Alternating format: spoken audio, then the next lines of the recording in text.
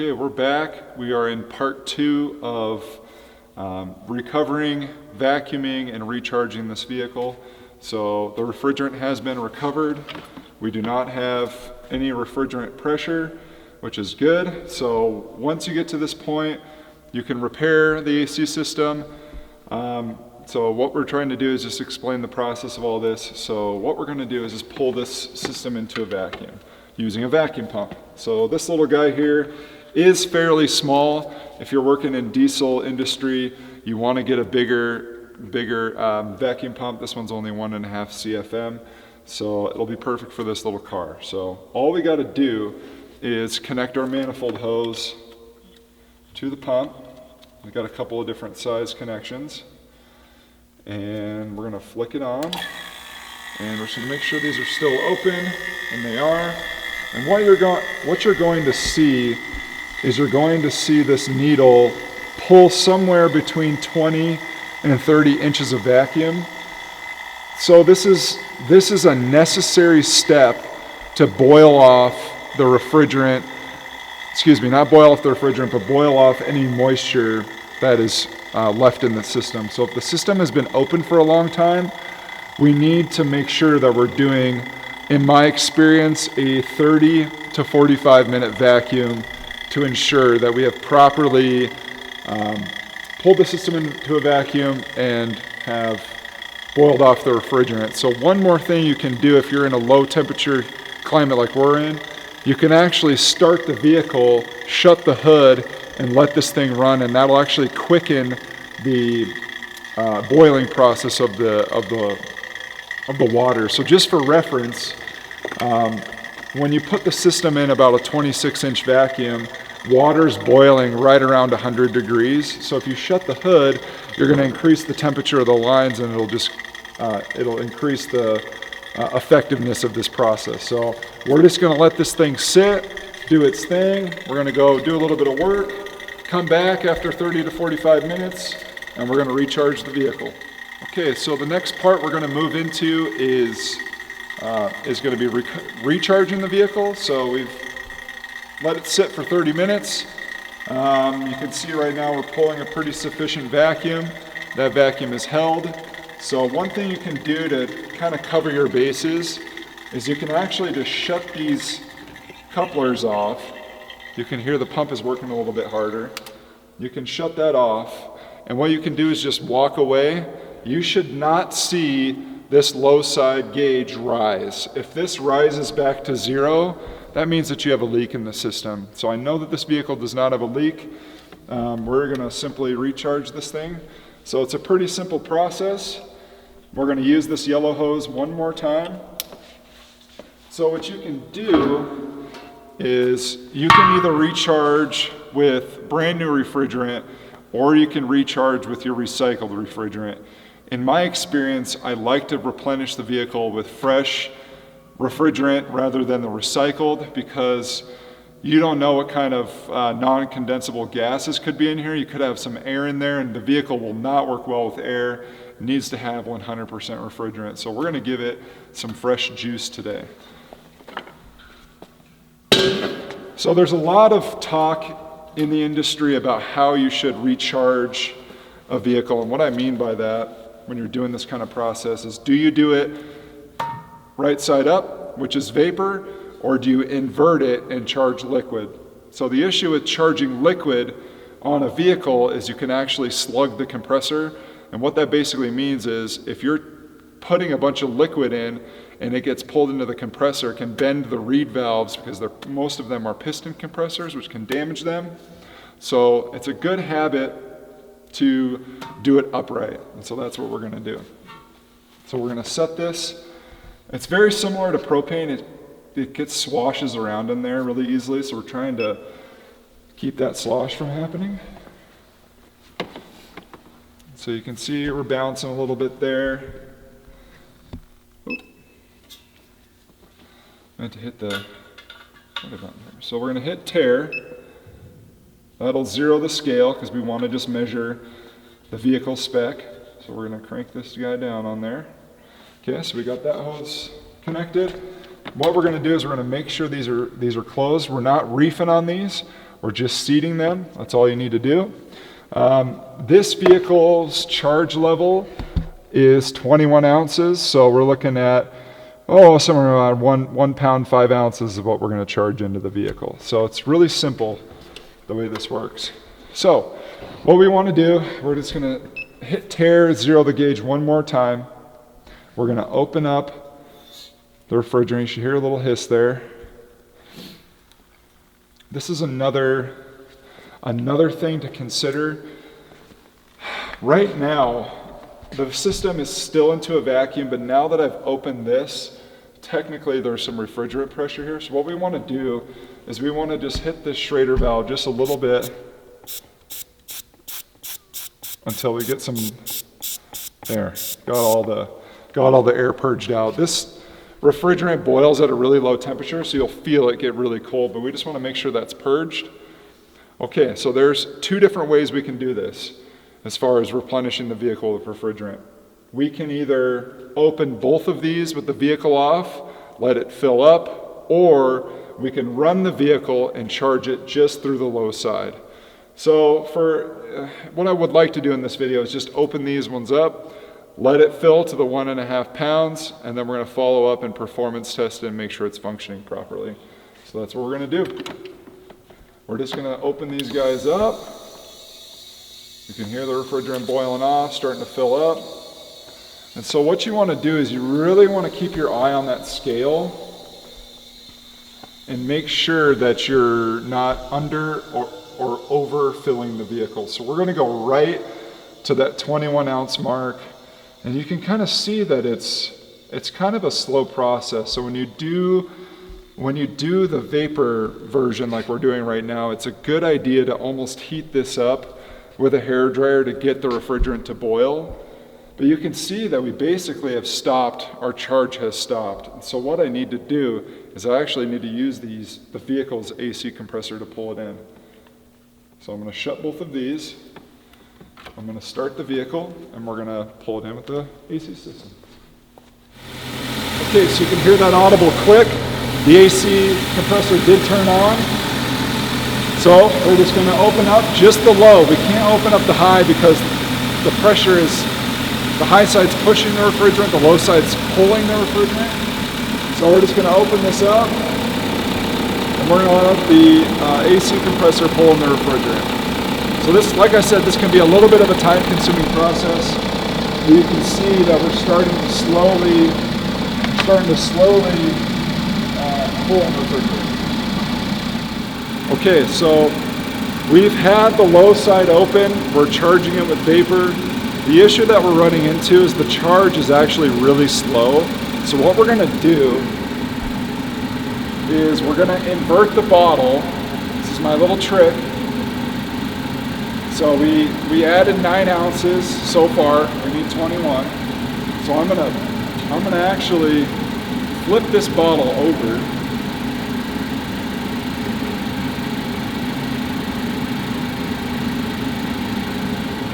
So we're still about that 9 ounce range. So what I'm going to do, this is the trick here. If you are going to charge with liquid, you want to only be about 40 psi of inlet refrigerant pressure. So I'm just going to crack this very slowly.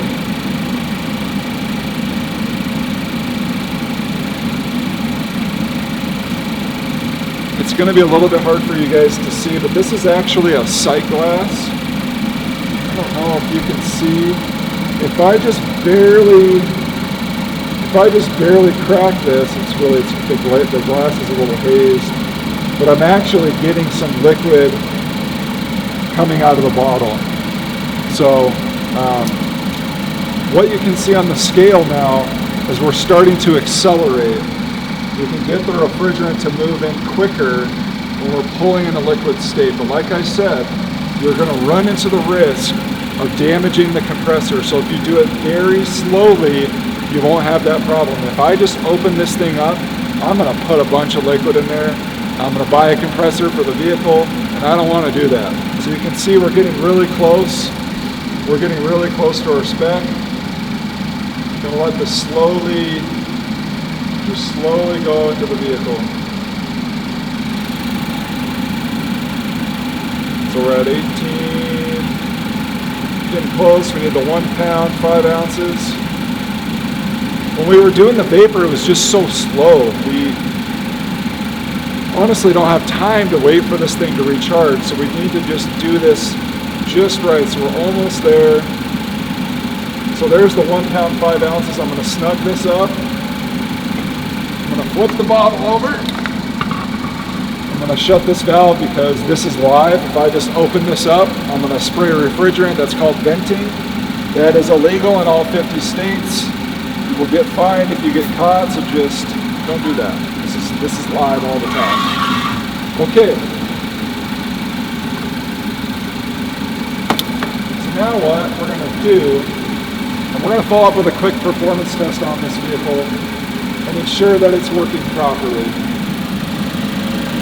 So we should be, from my experience on a low temperature day, we should be, somewhere around 100, 120, and somewhere between plus or minus, about 30 PSI. So we're kind of climbing up there. This vehicle doesn't have to work that hard. It's just not a very hot day, low humidity day as well. So I'm going to raise the RPM so we can get this performance test going.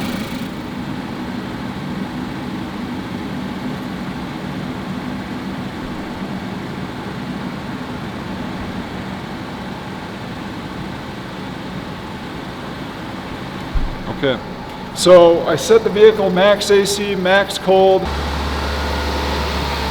So I'm actually about 2,000 RPM, which is okay.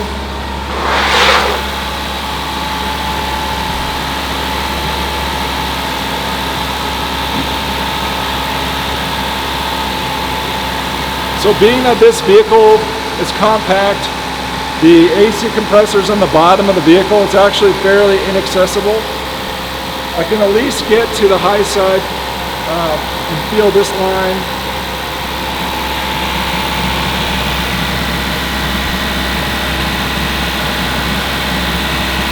So one thing I noticed is this high side connection's actually touching the liquid coming out of the condenser.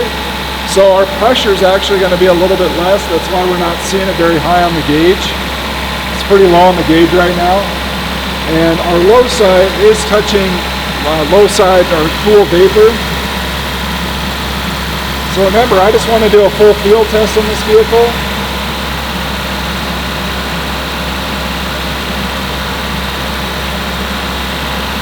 So far everything feels good. The low side, in my opinion, could be a little bit colder. So we need to check the gauges, excuse me, not the gauges, but we need to check the thermometers and see what kind of vent temperature we have.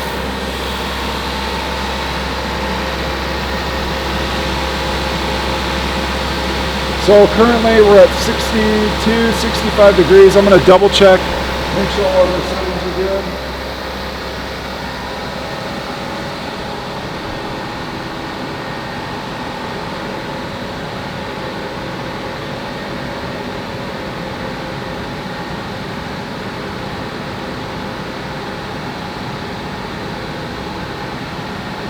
Yep, all of our settings are good.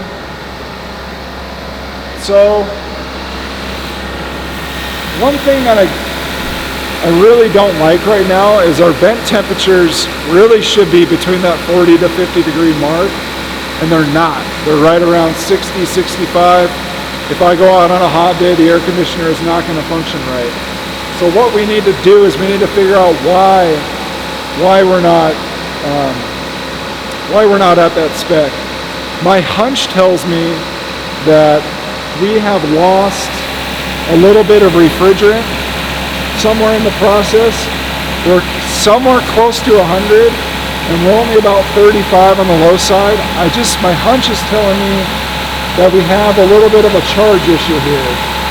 So remember that we could have leaks anywhere on this equipment, all of these O-rings, any of these lines. It's very possible that we have a leak in this vehicle, so we need to follow up and we need to do a leak test. Okay, so you can hear the beeping in the background. That is my refrigerant sniffer, I like to call it. So we can use that to find refrigerant leaks. We have a couple of different levels of sensitivity on here. So we're gonna crank it up. You can see how sensitive it is. If you literally blow on this, it'll cause it to read incorrectly. So you need to have the right environment.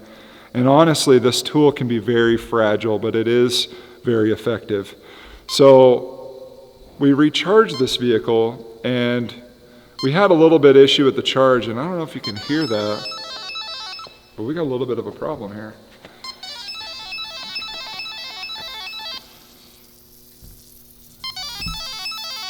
When we were recharging this vehicle, our manifold Schrader valve actually is leaking.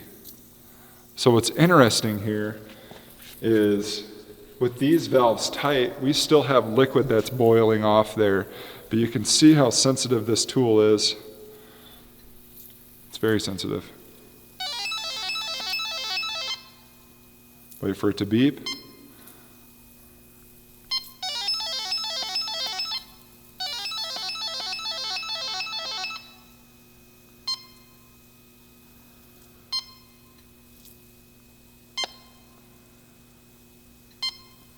So refrigerant's heavier than air, so it'll usually collect at the bottom.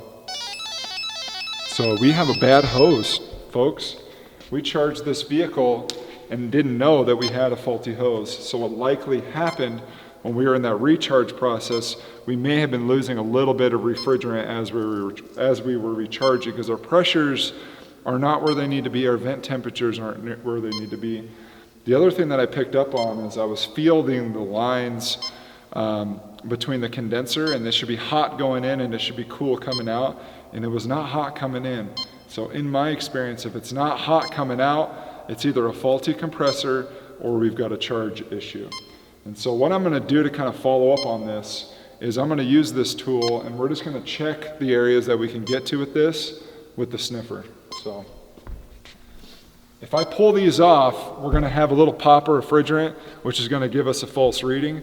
So we're just going to kind of take this guy and we're just going to move it around, and we want to move on the bottom of the components because they're, like I said, the refrigerant's heavier, but it's really fragile. It's very sensitive. So I'm just going over some switches, some lines. There's a lot of red points on AC connections where they're mounted. So I'll kind of show you, for instance, this line right here has a compression ferrule that holds that line crimped to the metal portion, and these love to leak. So I'm just checking all those out. Plus it's right by the exhaust without a shield on it. So I'm just going to shove the wand down in here, and it looks like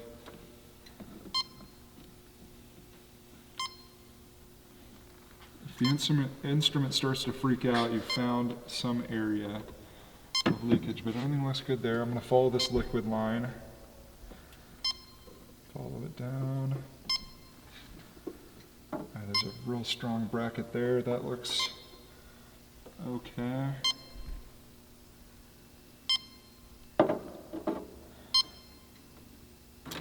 The compressor is way down in here, but I can get the wand in there. And these are just very, very sensitive, so you gotta be patient with this tool. That all looks good. I'm going to go across these connections.